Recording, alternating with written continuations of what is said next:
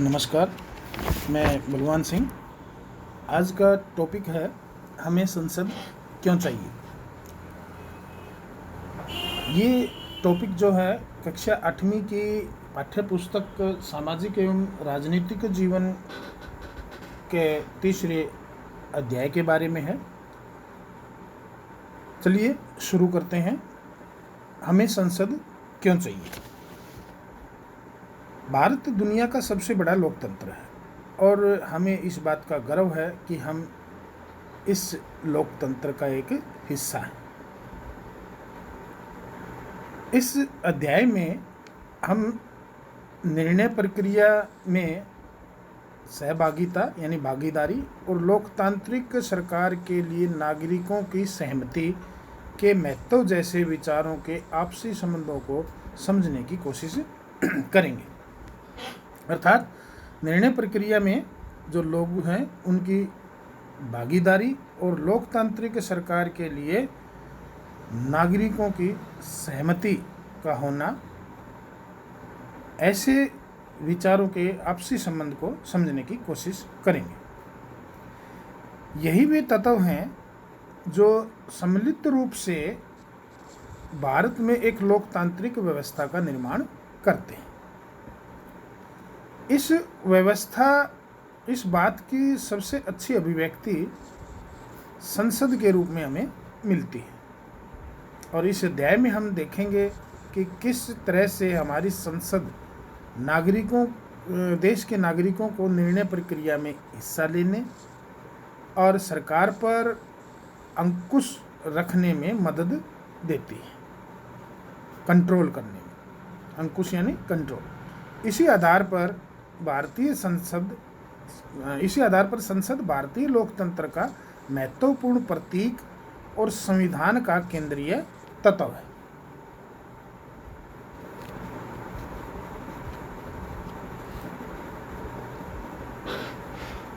लोगों को फैसला क्यों लेना चाहिए। जैसा कि हम जानते हैं, भारत 15 अगस्त 1947 को आज़ाद हुआ। इस आज़ादी के लिए पूरे देश की जनता ने एक लंबा और बहुत ही मुश्किल संघर्ष चलाया था। काफ़ी लंबे संघर्ष के बाद ये आज़ादी मिली थी और इस संघर्ष में समाज के बहुत सारे तबकों की हिस्सेदारी थी। हिंदू, मुस्लिम, सिख, ईसाई, बाकी जो भी जिस प्रकार के भी जो लोग थे, अलग अलग तबकों के, उन सब ने जो है इस संघर्ष में हिस्सेदारी की थी, जो अलग अलग पृष्ठभूमियों से आए थे। सभी प्रकार से वे स्वतंत्रता के लिए, समानता के लिए और निर्णय प्रक्रिया में हिस्सेदारी के विचारों से प्रेरित थे। औपनिवेशिक शासन के तहत, औपनिवेशिक शासन का अर्थ है कि जब कोई देश किसी अन्य देश पर आर्थिक, सांस्कृतिक, राजनीतिक, सामाजिक गतिविधियों में हस्तक्षेप करते हुए शासन करता है, साम्राज्य करता है, तो औपनिवेशिक शासन के तहत लोग ब्रिटिश सरकार से भयभीत रहते थे और वे जो है सरकार के बहुत सारे फैसलों से असहमत होते थे। उन फैसलों से वो सहमत नहीं होते थे, लेकिन वे जो है डरते थे कि उन्हें कहीं बहुत ज़्यादा भारी खतरों का सामना न करना पड़े, इसलिए उनकी आलोचना भी नहीं करते थे। स्वतंत्रता आंदोलन ने यह स्थिति बदल डाली। अब राष्ट्रवादी जो खुलेआम, राष्ट्रवादी मतलब अपने राष्ट्र के प्रति जो प्रेम रखते हैं, अपने राष्ट्र के भौगोलिक, सांस्कृतिक और समाज में रहने वाले लोगों में प्रेम और एकता की भावना रखने वाले को हम कहते हैं राष्ट्रवादी, जो राष्ट्र से प्रेम करते हैं। तो राष्ट्रवादी खुलेआम ब्रिटिश सरकार की आलोचना करने लगे, अपनी मांगें पेश करने लगे। 1885 में भारतीय राष्ट्रीय कांग्रेस की स्थापना हुई थी, जिसकी स्थापना A.O. ह्यूम ने की थी। तो 1885 में ही भारतीय राष्ट्रीय कांग्रेस ने मांग की कि विधायिका जो है में निर्वाचित सदस्य होने चाहिए। विधायिका का मतलब है लेजिस्लेचर, या हम ये कह सकते हैं विधानमंडल, किसी राजनीतिक व्यवस्था के उस संगठन या इकाई को हम विधायिका कहते हैं जिसे कानून व जन नीतियाँ बनाने, बदलने व हटाने का अधिकार हो। कानून बनाने का अधिकार हो, उसको बदलने का अधिकार हो, जन नीतियाँ बनाने का अधिकार हो, उसको हम विधायिका कह सकते हैं। तो 1885 में भारतीय राष्ट्रीय कांग्रेस ने मांग की कि विधायिका में निर्वाचित सदस्य होने चाहिए। निर्वाचित सदस्य का मतलब है चुनाव से जो है सदस्य चुने जाएं, अर्थात चुनाव किया जाए जिसमें जो है सदस्यों का चुनाव हो और उन्हें बजट पर चर्चा करने एवं प्रश्न पूछने का अधिकार मिले। 1909 में बने गवर्नमेंट ऑफ इंडिया एक्ट ने कुछ हद तक निर्वाचित प्रतिनिधित्व का मतलब है कि चुनाव करके जो है एक अपना एक प्रतिनिधि जो है वो चुने, उसको हम कहते हैं निर्वाचित प्रतिनिधित्व। प्रतिनिधित्व का मतलब यहाँ पर है जब एक जन समूह या कोई भी एक समूह व्यक्तियों का किसी एक व्यक्ति को चुनकर उसे उस समूह के लिए फैसला लेने की शक्ति प्रदान कर देता है, तो वह व्यक्ति उस जन समूह का प्रतिनिधित्व करता है। अगर यह प्रतिनिधित्व चुनाव के माध्यम से होता है तो इसे निर्वाचित प्रतिनिधित्व कहते हैं। तो 1909 में बने गवर्नमेंट ऑफ इंडिया एक्ट ने कुछ हद तक निर्वाचित प्रतिनिधित्व की व्यवस्था को मंजूरी दे दी। हालांकि ब्रिटिश सरकार के अंतर्गत बनाई गई ये शुरुआती विधायिकाएं राष्ट्रवादियों के बढ़ते जा रहे दबाव के कारण ही बनी थी, लेकिन इनमें भी सभी वयस्कों को न तो वोट डालने का अधिकार दिया गया था और न ही आम लोग निर्णय प्रक्रिया में हिस्सा ले सकते थे। वयस्क मतलब वो व्यक्ति जो अपना अच्छा बुरा जानता हो और जो जिम्मेदारी उठा सकता हो। आज के दिन वयस्क जो है माना जाता है भारत में 18 साल की उम्र या उससे अधिक की उम्र के व्यक्ति को वयस्क माना जाता है। तो उस समय जो क्या था कि सभी जो वयस्क थे उनको न तो वोट डालने का अधिकार दिया गया था और न ही आम लोग निर्णय प्रक्रिया में हिस्सा ले सकते थे, क्योंकि आम लोगों को वोट डालने का अधिकार नहीं था और उस समय वोट डालने का अधिकार मात्र कुछ ही लोगों को था जो बड़े घरानों से थे या जो अमीर थे या बहुत ज़्यादा पढ़े लिखे थे, तो जो इस प्रक्रिया में हिस्सा ले सकते थे, ना कि सारे लोग, यानी उसमें वोट डालने का अधिकार सभी लोगों का नहीं था। औपनिवेशिक शासन के दौरान तरह तरह के लोगों ने इस स्वतंत्रता संघर्ष में हिस्सेदारी ली थी। तो राष्ट्रवादियों को इस औपनिवेशिक शासन के अनुभव और लोगों द्वारा स्वतंत्रता संघर्ष में जो हिस्सेदारी ली थी तरह तरह के लोगों ने, उससे ये विश्वास हो गया था कि स्वतंत्र भारत में सभी लोग अपने जीवन को प्रभावित करने वाले फैसलों में हिस्सा लेने की क्षमता रखते हैं। स्वतंत्रता मिलने पर हम एक स्वतंत्र देश के नागरिक बनने वाले थे, लेकिन इसका यह मतलब नहीं था कि सरकार जो चाहे कर सकती थी। इसका मतलब यह था कि अब सरकार को लोगों की ज़रूरतों और मांगों के प्रति संवेदनशील रहना होगा। संघर्ष के सपनों और आकांक्षाओं ने स्वतंत्र भारत के संविधान में ठोस रूप ग्रहण कर लिया। इस संविधान ने सार्वभौमिक वयस्क मताधिकार के सिद्धांत को अपनाया। सार्वभौमिक वयस्क मताधिकार का मतलब है कि देश के सभी वयस्क नागरिकों को वोट देने का अधिकार, अर्थात जिसकी उम्र, अब वर्तमान में वयस्क मताधिकार का मतलब है कि जिसकी उम्र 18 या 18 से अधिक है उसको वोट देने का अधिकार है, चाहे फिर वो पुरुष है या औरत है, चाहे वो किसी भी धर्म का है, किसी भी जाति का है या किसी भी तबके का है, सभी का जो है वोट का अधिकार है। इसलिए इसको सार्वभौमिक वयस्क मताधिकार का नाम दिया गया है। 26 जनवरी 1950 को भारतीय संविधान लागू हुआ था और 26 जनवरी 1950 से ही जो भारतीय संविधान सभा के सदस्य थे वो एक संसदीय परिषद के रूप में जो है बन गए थे और जो है भारत को एक सार्वभौमिक वयस्क मताधिकार, सभी नागरिकों को एक वयस्क मताधिकार मिल गया था। और इसी प्रकार से कहा गया है कि संविधान ने सार्वभौमिक वयस्क मताधिकार सिद्धांत को अपनाया। लोग और उनके प्रतिनिधि। सहमति का विचार लोकतंत्र का प्रस्थान बिंदु है। प्रस्थान बिंदु का मतलब होता है जहाँ से शुरुआत होती है, जहाँ से शुरुआत हो, जहाँ से चलना आरंभ होता है। तो सहमति ही लोकतंत्र का प्रस्थान बिंदु है, टेक ऑफ पॉइंट। सहमति का मतलब है चाह, स्वीकृति और लोगों की हिस्सेदारी। लोगों का निर्णय ही लोकतांत्रिक सरकार का गठन करता है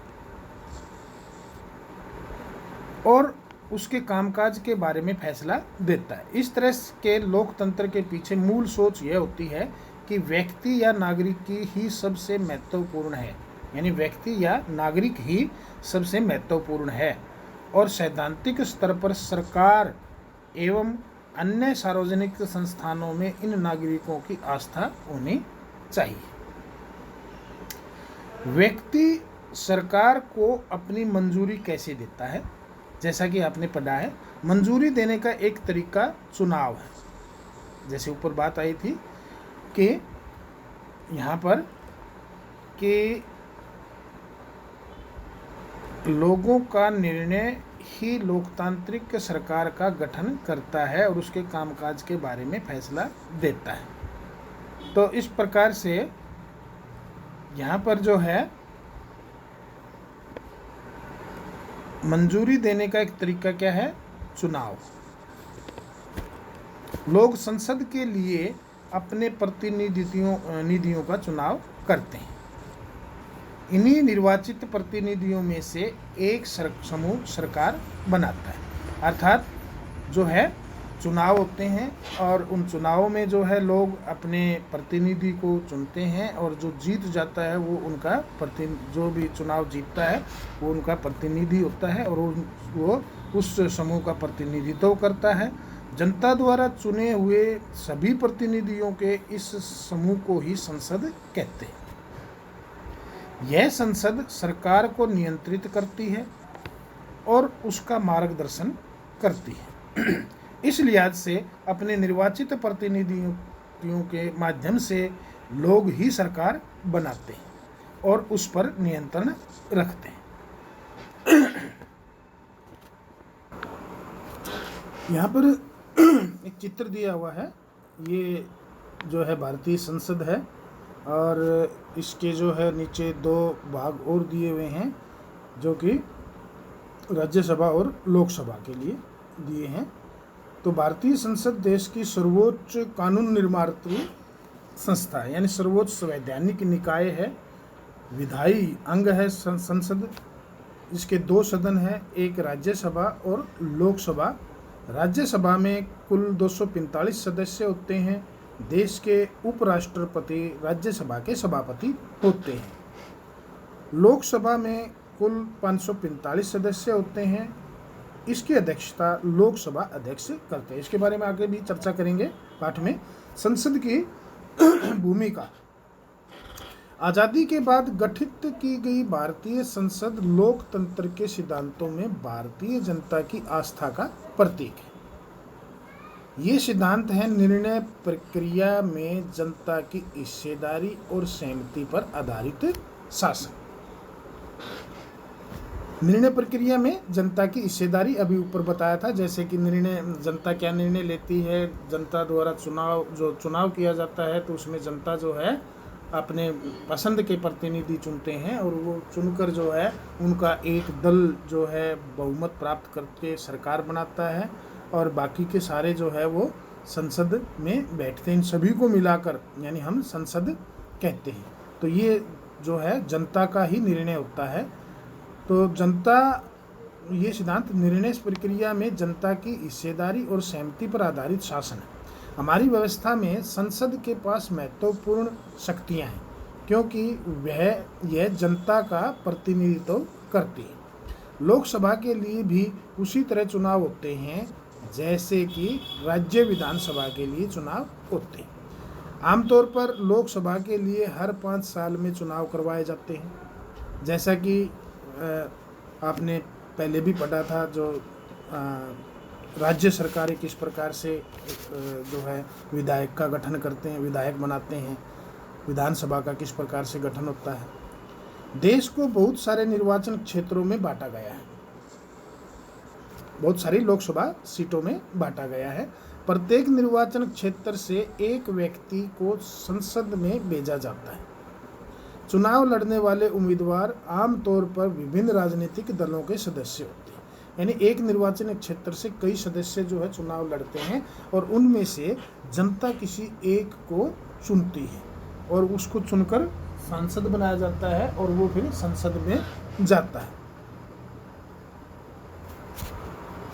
ये नीचे तालिका दी हुई है। इस प्रकार से जो है बहुत सारी राजनीतिक दल हैं जिनमें राष्ट्रीय दल भी है, जैसे Bharatiya Janata party, communist party of India, communist party of India, Indian national Congress, nationalist Congress party, राज्य दल भी हैं इस प्रकार से। तो ये सारी पार्टियां हैं और ये सभी जो है उसमें चुनाव के अंदर हिस्सा लेते हैं। इनमें बहुत सारे राष्ट्रीय दल हैं, जैसे कि ये 15वीं लोकसभा के लिए दिए हुए हैं। तो ये जो पूरे राष्ट्र के अंदर चुनाव लड़ते हैं उनको राष्ट्रीय दल कहते हैं। किसी एक क्षेत्र विशेष में जो चुनाव लड़ते हैं उनको क्षेत्रीय दल कहते हैं। कुछ जो है राज्यों की पार्टी होती है वो राज्य के अंदर ही चुनाव लड़ते हैं तो उनको क्षेत्रीय पार्टियां कहते हैं, या राज्य की पार्टियां कह सकते हैं, क्षेत्रीय दल कह सकते हैं। जो पूरे देश के अंदर जो है चुनाव लड़ते हैं उन दलों को राष्ट्रीय दल कहते हैं, जैसे Bahujan Samaj party, Bharatiya Janata party, communist party of India, communist party of India, ये मार्क्सिस्ट है, Indian national Congress, nationalist Congress party, राष्ट्रीय जनता दल।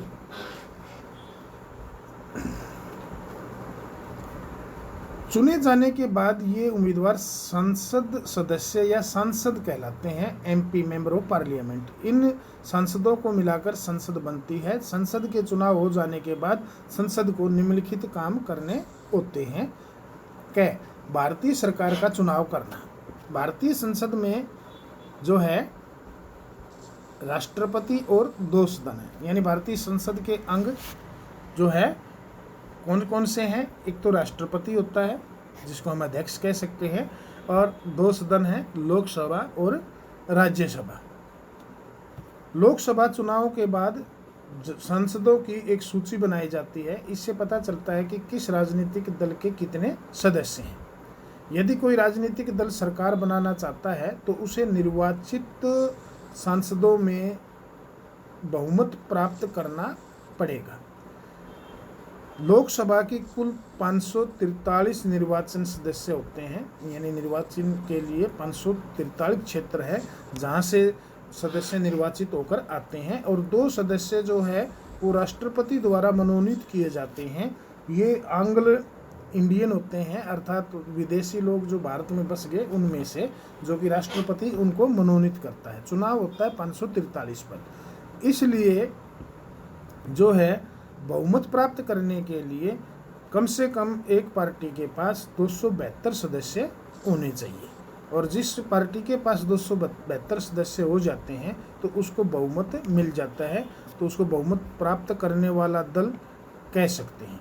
और जो बाकी के जो लोग बच जाते हैं, जो बहुमत प्राप्त करने वाले दल या गठबंधन का विरोध करते हैं, तो उनको हम विपक्षी दल कहते हैं। तो इस प्रकार से बहुमत प्राप्त करने वाला दल जो है वो सरकार बना लेता है। कार्यपालिका का चुनाव करना लोकसभा का एक महत्वपूर्ण काम होता है। कार्यपालिका, विधायिका ये एक दूसरे के ऊपर ही निर्भर होते हैं, अर्थात एक दूसरे के साथ मिलकर काम करते हैं।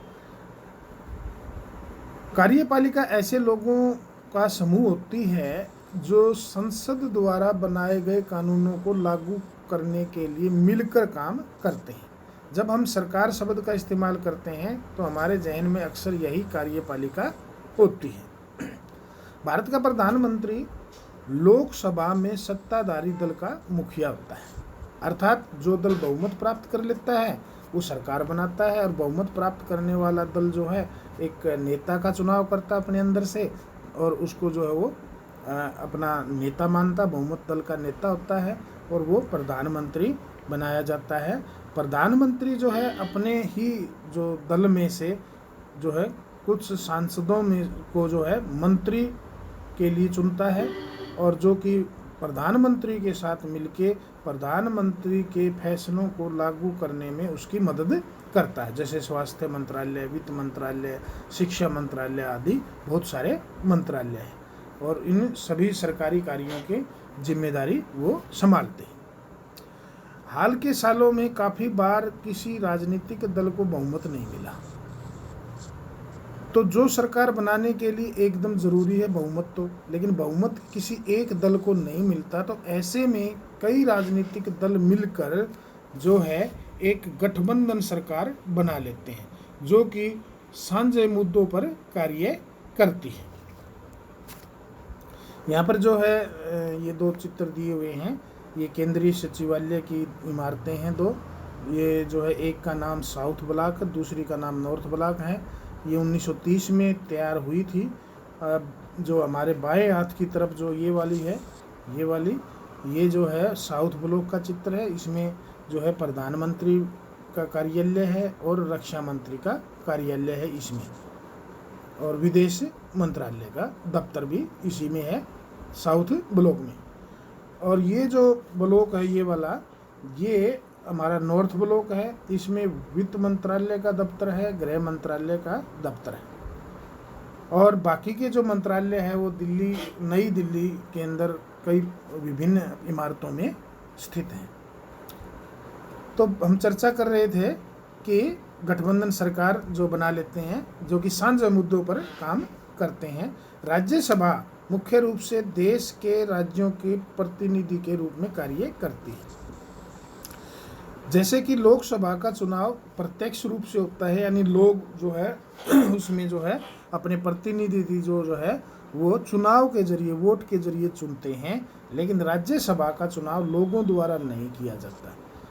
राज्यसभा मुख्य रूप से देश के राज्यों के प्रतिनिधि के रूप में काम करती है। राज्यसभा भी कोई कानून बनाने का प्रस्ताव पेश कर सकती है।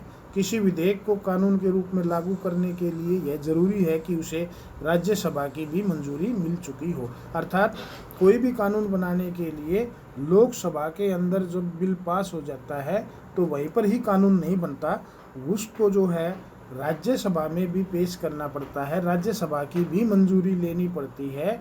और अगर राज्यसभा जो है उसको मंजूरी देती है तो उसके बाद जो है उसको राष्ट्रपति की मंजूरी लेनी पड़ती है।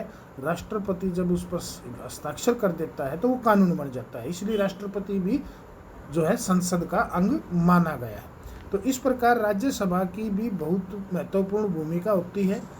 राज्य संसद का यह सदन लोकसभा द्वारा पारित किए गए कानूनों की समीक्षा करता है। अगर ज़रूरत हुई तो उसमें बदलाव भी कर सकता है, संशोधन भी कर सकता है।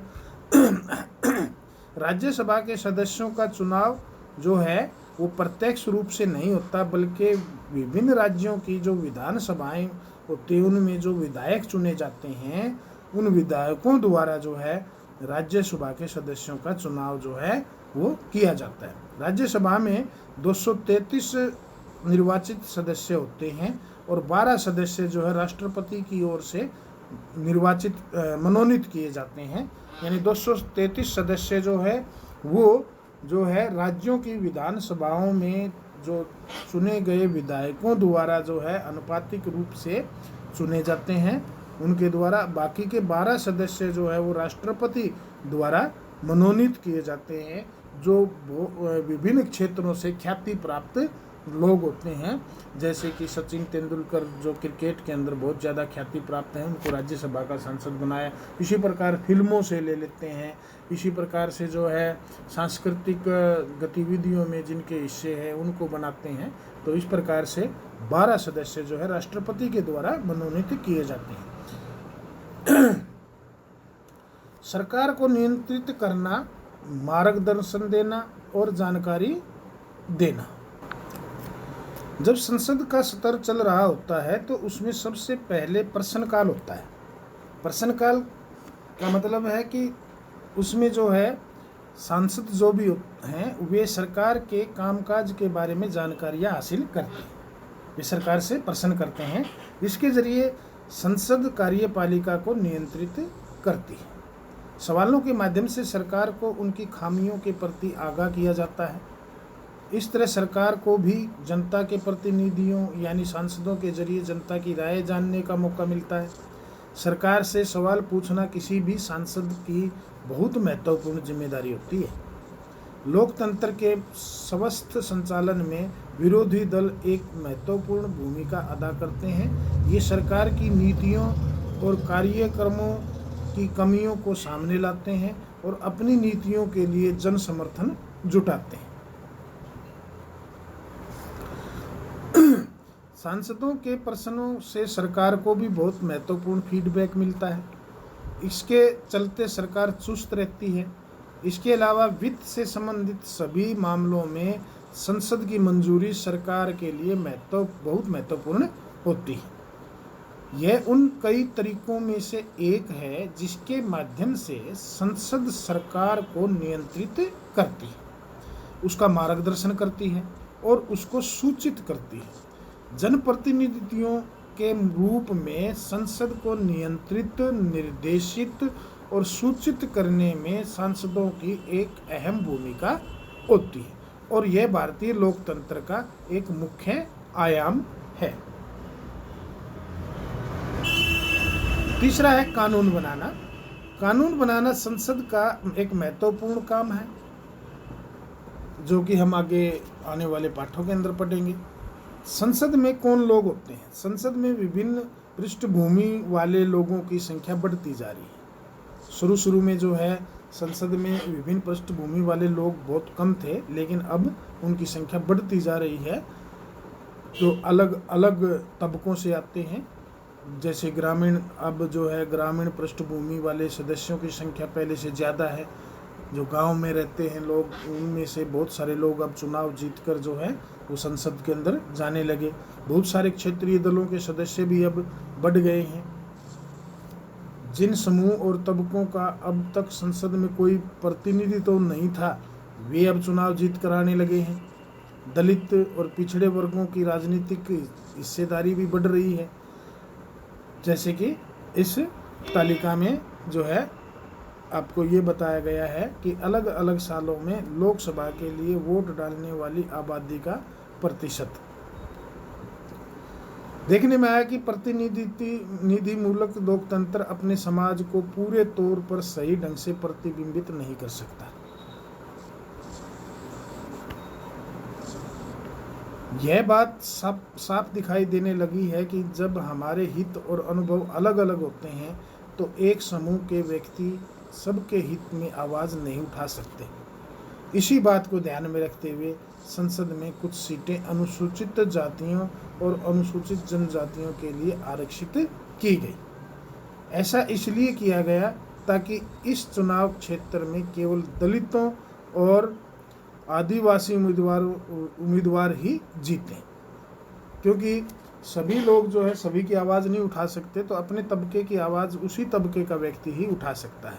इसलिए इनकी सीटें रिजर्व की गई और उनसे वही व्यक्ति ही जीतेंगे और संसद में उनकी भी उचित हिस्सेदारी हो। उनसे उम्मीद की जाती है कि वे दलितों और आदिवासियों की ज़िंदगी से जुड़े मुद्दों को ज़्यादा अच्छी तरह से संसद में उठा सके। इसी प्रकार हाल ही में महिलाओं के लिए भी सीटों के आरक्षण का सुझाव पेश किया गया। इस सवाल पर अभी भी बहस जारी है। 60 साल पहले संसद में 4% महिलाएं थी। आज भी उनकी संख्या 11% से ज़रा सा ऊपर ही पहुंच पाई है। अब आप इस बात का पर ध्यान देते हैं कि आधी आबादी औरतों की है, तो यह साफ हो जाता है कि संसद में उन्हें बहुत कम जगह मिल रही है। इस तरह के मुद्दों की वजह से आज हमारा देश ऐसे कुछ मुश्किल और अनसुलझे सवालों से जूझ रहा है कि क्या हमारी लोकतांत्रिक व्यवस्था वाकई प्रतिनिधित्व है या नहीं। हम ऐसे सवाल पूछ सकते हैं कि उनमें जवाब ढूंढने की कोशिश कर रहे हैं। यह बात लोकतांत्रिक शासन व्यवस्था की ताकत और उसमें भारत के लोगों की आस्था को झलकाती है।